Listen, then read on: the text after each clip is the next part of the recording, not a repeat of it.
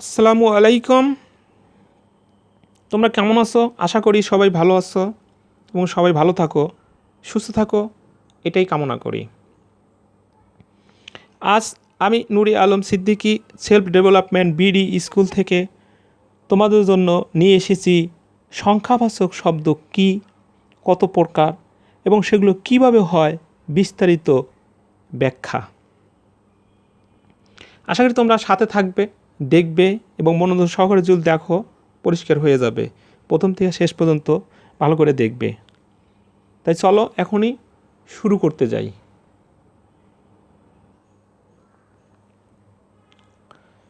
সংখ্যা এমন একটা জিনিস, আসলে মানুষের প্রয়োজনের তাগিদেই কিন্তু সব কিছু আবিষ্কার হয়েছে এবং প্রয়োজনের জন্যই মানুষ দিনে দিনে সব কিছু করেছে। তার মানে সংখ্যাও গণনার জন্য কিন্তু সংখ্যা আবিষ্কার হয়েছে, সব কিছুকে সঠিকভাবে গণনা করার জন্য। যেমন কম্পিউটার ব্রিটিশ বিজ্ঞানী চার্লস ব্যাবেজ যে আবিষ্কার করেছিল, সেটাও কিন্তু গণনার যন্ত্র, কম্পিউটারের একটা গণনার যন্ত্র। আর সংখ্যা বা আসলেই কোত্থেকে, সেটা আসলে কিন্তু শূন্য থেকে সব কিছুর উৎপত্তি হয়েছে, তোমরা জেনে থাকবে। শূন্য থেকে কিভাবে সব উৎপত্তি হইল, সে জিনিসগুলো, সংখ্যাগুলো, সেগুলো আমি অন্য একটা ভিডিওতে পরিষ্কার এবং বিস্তারিত ব্যাখ্যা করব। কিভাবে শূন্য থেকে +1 -1 এভাবে হতে থাকে ধীরে ধীরে, সেটা অন্য একটা ভিডিওতে তোমরা জানতে পারবে। যখন কিছু থাকে না তখন কিন্তু শূন্যই থাকে। যাই হোক, এখন প্রথম থেকেই আদিকাল থেকেই মানুষ কী করতো, হাতের আঙ্গুল থেকে কমপক্ষে 10 পর্যন্ত গুনে গুনে কিন্তু শিখেছিল বা তারা গুনতো। এটা প্রধানত চীনা, হিন্দু, ব্যাবিলিয়ন এর থেকেই উদ্ভাবন হয়েছিল এবং 100 খ্রিস্টাব্দে মধ্যপ্রাচ্যের খাওয়ারিজমি এর মাধ্যমে ইউরোপে পৌঁছেছিল।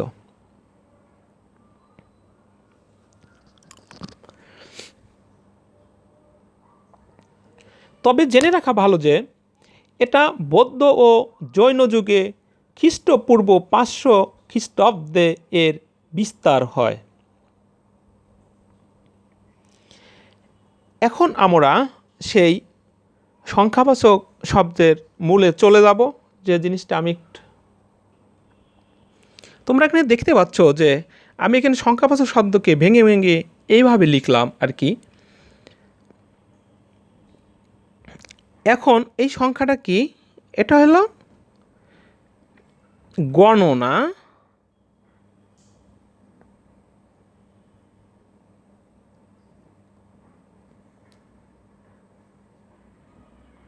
মধ্যাহ্ন হবে, যাই হোক। যেমন আগেই বলেছি যে কম্পিউটারও কিন্তু একটা গণনা যন্ত্র।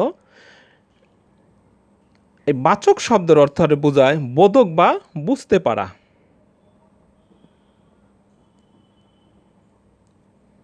বোধক বা বুঝতে পারা।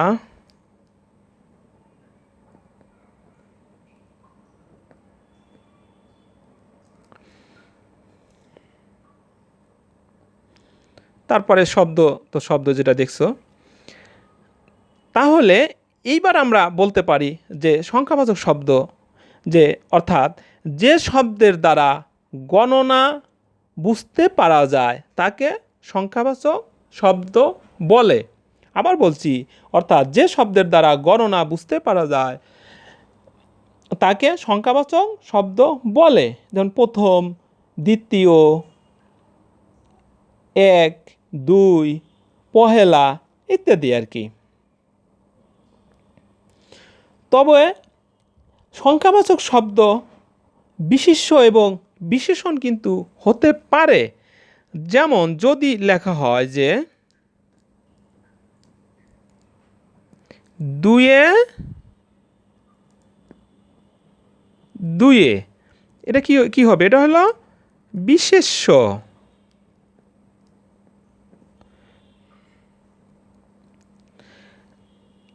আবার যদি লিখি যে 2 জনে,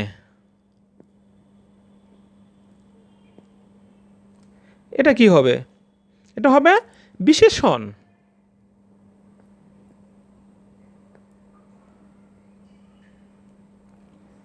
তাহলে সংখ্যাবাচক শব্দ কি হতে পারে? বিশেষ্য হতে পারে, বিশেষণও হতে পারে। একটু খেয়াল করে শোনো। এইবার আমরা যাব যে সংখ্যাবাচক শব্দগুলোকে আমাদের যে বই 9-10 ব্যাকরণ বই আছে সেখানে কয় ভাগে ভাগ করা হয়েছে সেটাই দেখব। সেই বইতে 4 ভাগে ভাগ করা হয়েছে: অঙ্কবাচক, পরিমাণ বা গণনাবাচক, 3 নম্বরে ক্রম বা পূরণবাচক, 4 নম্বরে তারিখবাচক। যাই হোক, এখানে আমার চিন্তায় আরও অনেক ভাগে ভাগ করা যায়, সেটা এখানে না বলছি, এবং পরবর্তী একটা ভিডিওতে আমি যেগুলো চিন্তা ভাবনা করেছি, থিস করেছি, সেগুলো বলা যাবে। এখন বইতে যেভাবে আছে সেইভাবেই বিশ্লেষণ করছি।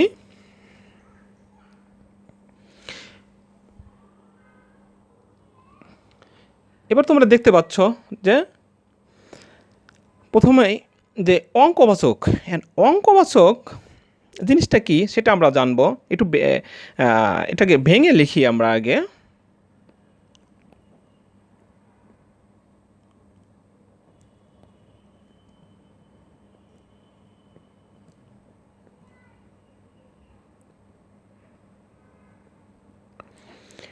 অঙ্ক এটা একটা হলো চিহ্ন। আমরা বলতে পারি যে চিহ্নর মাধ্যমে আমরা বুঝতে পারি সেটি হলো আসলে অঙ্ক। আর বাচক তা আগেই লিখেছি, তবু আবার লিখছি আমি।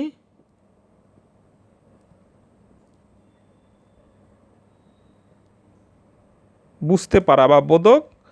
আর সংখ্যা গণনা। তাহলে কিন্তু আমরা এখন বলতে পারি যে যে চিহ্নের মাধ্যমে গণনা বুঝতে পারা যায় তাকে অঙ্কবাচক সংখ্যা বলে। অর্থাৎ আবার বলছি আমি, যে চিহ্নের মাধ্যমে গণনা বুঝতে পারা যায় তাকে অঙ্কবাচক সংখ্যা বলে।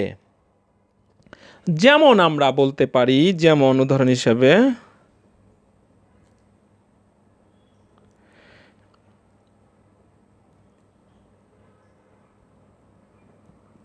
4, 5, 6 এভাবে লিখতে পারি।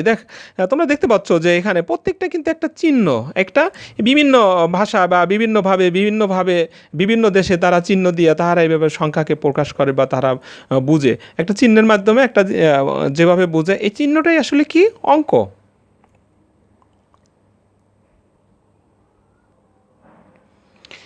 আবার আমরা বলতে পারি যে 3 টাকা বলতে 1 টাকার 3টি একক বা একত্রের সমষ্টি। যেমন এইভাবে লিখতে পারি যে 1 যোগ 1 যোগ 1 সমান 3। এভাবে কিন্তু কি আমরা লিখতে পারি। এভাবে আমরা 100 পর্যন্ত গণনা করতে পারি। এ পদ্ধতিকে বলা হয় কি বলা হয়? গুণোত্তর পদ্ধতি বলা হয়। মনে রাখবে, এই পদ্ধতি বলা হয় গুণোত্তর পদ্ধতি। আবার আমরা দশকের গুণক এককের সংকলন করে লিখতে পারি। যেমন সেটা হলো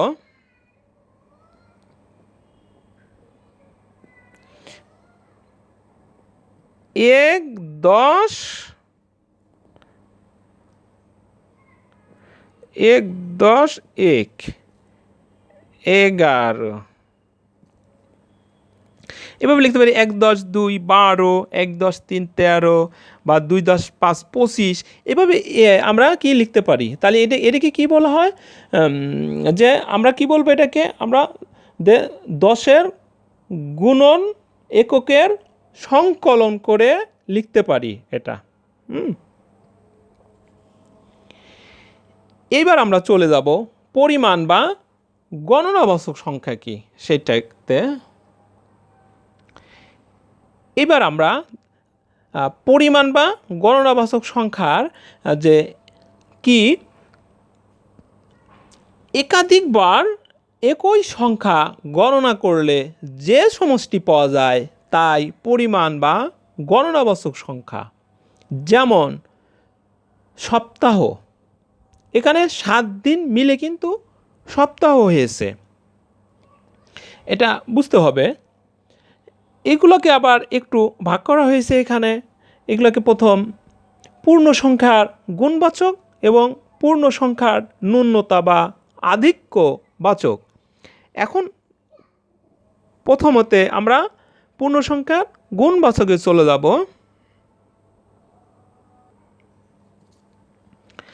এটার উদাহরণ হিসাবে আমরা বলতে পারি যে 1 গুণ, 2 গুণ, 3 গুণ, এরকম করে কিন্তু আমরা লিখি, তাই না? তাহলে 5 গুণ 2,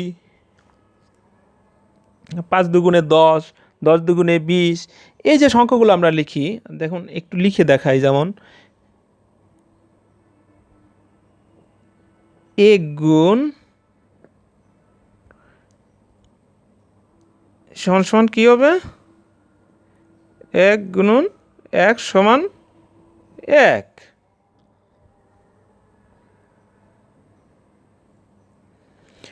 আবার যদি এভাবে লিখি যে 5 গুণন 2 সমান 10, 5 দুগুণে 10, 10 দুগুণে 20, আমরা কি এভাবে লিখতে পারি। এইবার আমরা চলে যাব পূর্ণ সংখ্যার ন্যূনতা বা আধিক্যবাচক। একটু উদাহরণ হিসেবে আমরা লিখতে পারি যে 1 এককের 4 ভাগের 1 ভাগ, অর্থাৎ কি হবে?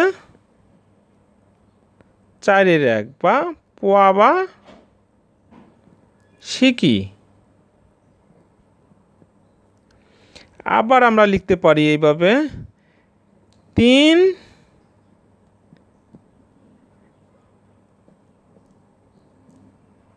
তেহাই, এটাকে কি বলে? তেহাই বলা হয়। আবার লিখতে পারি 2 ভাগের 1 ভাগ, অর্থাৎ হাফ, অর্ধ বা আধা, অর্ধ বা আধা। এখানে তোমরা দেখতে পাচ্ছ যে পোয়া বা সিকি, অর্থাৎ 1 সেরের 4 ভাগের 1 ভাগ, আমরা 1 সেরের 4 ভাগের 1 ভাগকে কি বলি? পোয়া বলি। আর সিকি কিন্তু আমরা টাকার ক্ষেত্রে যে 1 টাকার 4 ভাগের 1 ভাগ কিন্তু সিকি।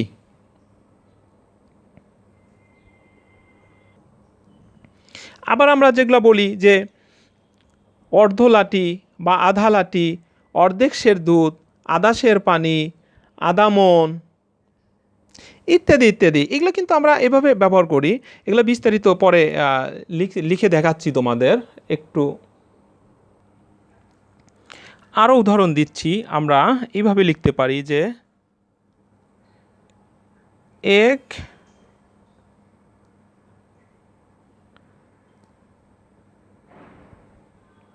1/5, এভাবে লিখতে পারি 1/10,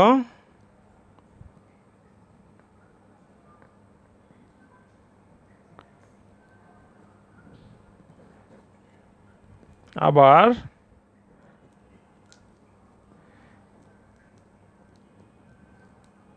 3/4,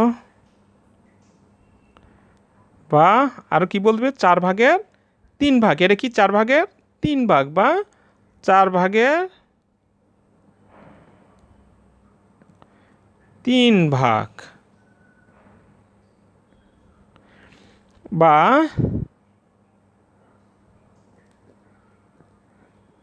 8 ভাগের, এটা কি 8 ভাগের 3 ভাগ, 8 ভাগের 3 ভাগ, বা 3/8, 3/8। এভাবে আমরা কি লিখতে পারি। আবার আমরা আরও দেখাতে পারি, যেমন এই যে 3 অর্থাৎ 3/4 বা 4/3 এটা দ্বারা কি বোঝায়? এটা দ্বারা বোঝায় যে 1 এককের একটু কম, অর্থাৎ পূর্ণ সংখ্যা। 1 কিন্তু একটা পূর্ণ সংখ্যা। 1 যদি ধরি যে 1 পূর্ণ সংখ্যা, 1 পূর্ণ 1 যদি তুলি বা 1 কেজি, এইভাবে যদি বলি 1 বা যেটাই বলি না কেন, একটু কি বোঝায়? কম বোঝায়। সেটা একটু তোমরা দেখতে পাবে। এখনই আমরা প্রমাণ করে দেখা দিব যে, একটু লিখে দেই। এটা দ্বারা সরি লেখা বেকাতারা হয়ে গেল। বোঝায় 1 এককের একটু কম। এটা কীভাবে হয় একটু প্রমাণ করে দিচ্ছি। যেমন যদি পূর্ণ সংখ্যা 1 দুধ ধরি, যে পূর্ণ 1 দুধ,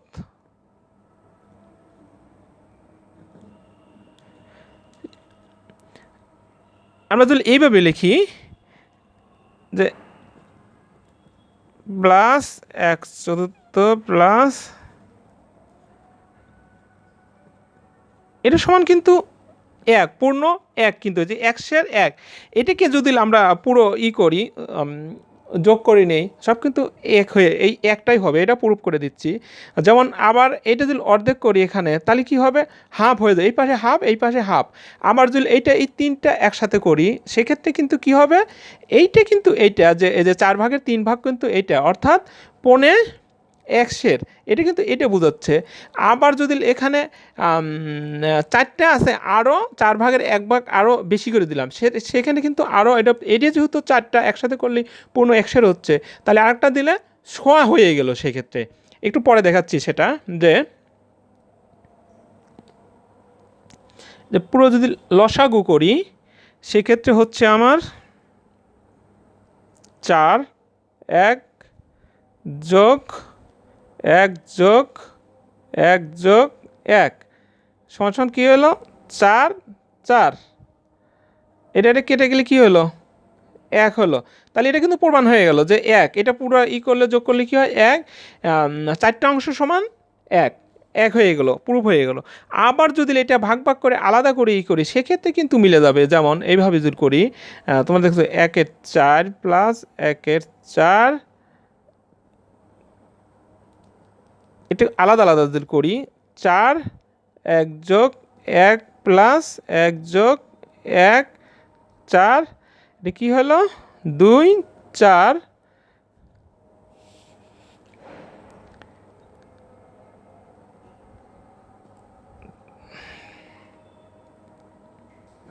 তো লসাগু করলে √2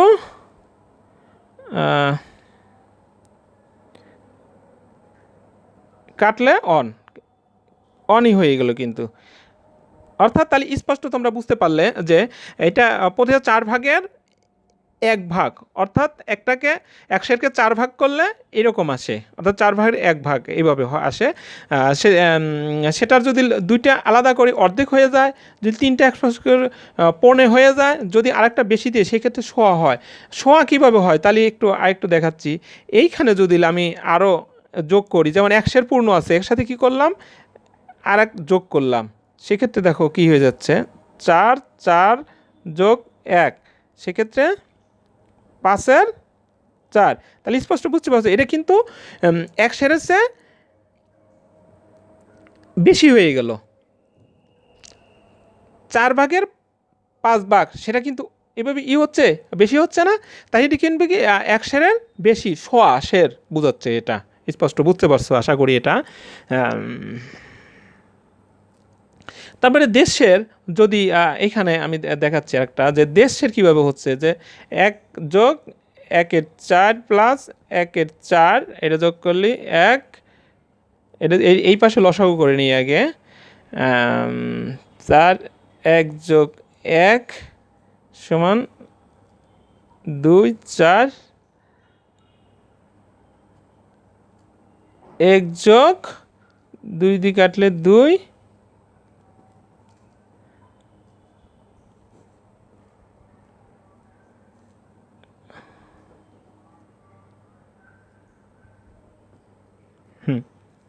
তাহলে তোমরা স্পষ্ট দেখতে পাচ্ছ। তাহলে কি হলো, তোমরা বুঝতে পারছো যে দের কীভাবে হলো। এটাকে আমরা কিভাবে লিখতে পারি, এটা এইভাবেও লিখতে পারি আমরা দের। এবার কিন্তু স্পষ্ট বুঝতে পারছো দের কীভাবে হইল। আরেকটু ব্যাখ্যা দিয়ে আমরা আমরা আরও করতে পারি, যেমন এইভাবে যে পূর্ণ সংখ্যা যদি করি পনে, পনে কীভাবে হয়, পনে যদি আমরা 100 থেকে পনে 100 করি, সেক্ষেত্রে আমরা জানি পূর্ণ 100 থেকে পনে 100, যেহেতু আমরা 4 ভাগের 1 ভাগ, এটা হলো যে কোনো, এটা হলো 4 ভাগের 1 ভাগ, অর্থাৎ পূর্ণ সংখ্যার 4 ভাগের 1 অংশ এটা। সেক্ষেত্রে এইটা যদি বিয়োগ করি আমরা, সেক্ষেত্রে কিন্তু পনে হয়ে যাচ্ছে। দেখো দেখুন, দেখতে পাচ্ছ 4,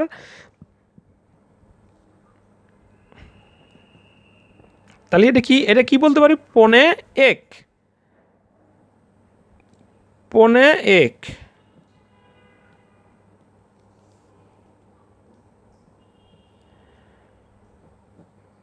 এটা হলো পনে 1। আবার আমরা কি করতে পারি, যে পূর্ণ সংখ্যাকে যদি 2 দ্বারা ভাগ দেই, সেক্ষেত্রে কিন্তু অর্ধ হয়ে যায়। এবং আড়াই কিভাবে লিখব,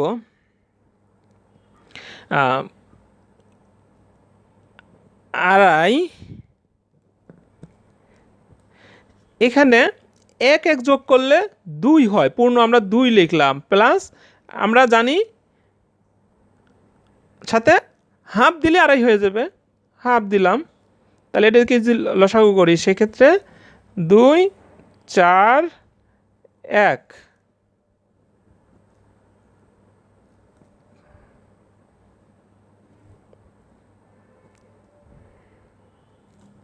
তাহলে তোমরা দেখতে পাচ্ছ আড়াই এইভাবে, অথবা আমরা কি লিখতে পারি, এইভাবে লিখতে পারি, এভাবে লিখতে পারি। আবার এটা করলে এরকমই হবে, 2 দুগুণা 4, 1 5, এরকমই হবে। কিন্তু আশা করি এ পর্যন্ত তোমরা স্পষ্ট ক্লিয়ার বুঝতে পারছো।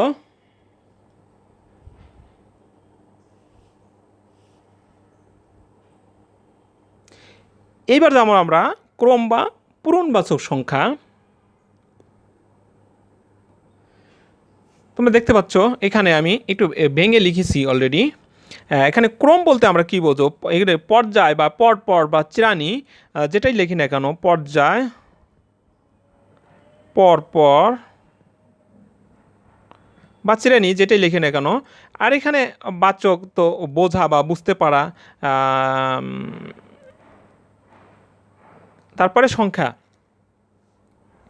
তাহলে আমরা বলতে পারি ক্রম বা পূর্ণবাচক সংখ্যাটা কি, যে একের পর এক শ্রেণী বা অবস্থান বোঝার জন্য যে সংখ্যা ব্যবহার করা হয় তাকে আমরা কি বলবো, কি ক্রমবাচক সংখ্যা, ক্রম বা পূরণবাচক সংখ্যা বা শব্দ। প্রথম, দ্বিতীয়, তৃতীয়, এখানে কি লোক সংখ্যার অবস্থান বোঝাচ্ছে, প্রথম শ্রেণী, দ্বিতীয় শ্রেণী, তৃতীয় শ্রেণী, এভাবে আমরা কি বলতে পারি। এবার আমরা যাব যেটা তারিখবাচক সংখ্যা। তারিখবাচক সংখ্যা কীভাবে হলো, লিখে নিচ্ছি। তাহলে এবার তোমরা দেখতে পাচ্ছ যে তারিখবাচক শব্দ আমরা কি একটু ভেঙে লিখেছি, যে তারিখ অর্থে সময়কে নির্দিষ্টকরণ, আর বাচক তো বুঝতে পারা আগেই লিখেছি, আর শব্দ জানি সেটা। তাহলে আমরা এটা সংখ্যা আকারে যদি বলি, বা যে কি বলবো, যে সময়কে নির্দিষ্ট করে বোঝানোর জন্য যে সংখ্যা ব্যবহার করা হয় তাকে আমরা কি বলবো, তারিখবাচক শব্দ বলবো। যেমন আমরা কি বলবো, পহেলা, তেসরা, তারপরে দোসরা, চৌঠা, এই তো এই 4 পর্যন্ত আমরা হিন্দু নিয়মে সাধারণত করে থাকি। এই পর্যন্ত আমরা কি করলাম যে সংখ্যাবাচক শব্দ কিন্তু বিস্তারিত অলরেডি আলোচনা করে ফেলেছি, যে বিস্তারিত বলেছি। আশা করি তোমরা সুন্দরভাবে জিনিসগুলো বুঝতে পারছো এবং বারে দেখবে এবং শুনবে। শুনলে একবারে পরিষ্কার হয়ে যাবে, আর কোনো সমস্যা থাকবে বলে মনে হয় না। এখানে দেখে তারপরেও কোনো সমস্যা বা কোথায় মনে করলে অবশ্যই মন্তব্য করে জানাবে। আর পরিশেষে এটাই বলবো, তোমাদের সবার প্রতি শুভেচ্ছা ও শুভকামনা রইল। আর যদি ভিডিওটা ভালো লাগে থাকে অবশ্যই লাইক, কমেন্ট এবং সাবস্ক্রাইব করবে এবং পরবর্তী ভিডিও পাওয়ার জন্য বেল বাটন প্রেস করে রাখবে। এই বলে এখানেই শেষ করব। সবাই ভালো থাকো, শুভকামনা রইল। খোদা হাফেজ।